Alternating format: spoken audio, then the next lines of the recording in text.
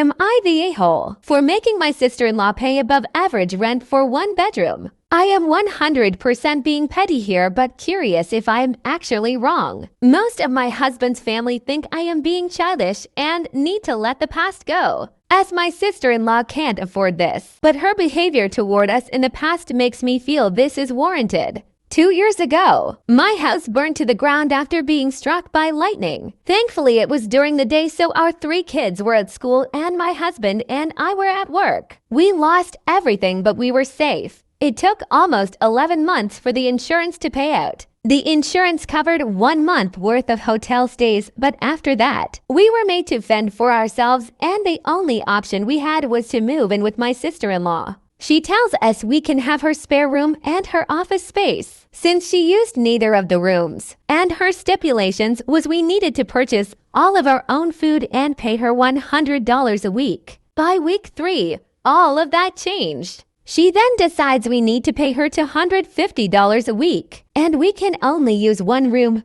So all 5 of us were crammed into the smallest room she had, which was the size of a glorified closet space and didn't even fit a twin bed and a small dresser. So we lived out of trash bags and slept on the floor for close to $1,000 a month on some months, and still had to purchase all of our own food, despite her claiming my children on her food stamps. She also had no bills outside of her land tax for $150 a year, electric and heating oil, which she hardly ever filled. So we were essentially paying her so she could do leisure activities. It was the worst 8 months of my life. 3 months ago, my grandmother decided that she wanted to go to assisted living after a fall and transferred the deed of her house to me and basically said it was mine now. It is a 5-bedroom farmhouse. My boys insist on sharing a room, so we have 2 extra bedrooms. Well, my sister-in-law lost her house last month due to not paying her land tax for several years, and asked if she and her stepdaughter could stay with us until they get enough money to move down south. I said sure. 1 bedroom, $800 a month, and you have to buy and cook all your food separately because my daughter is vegan.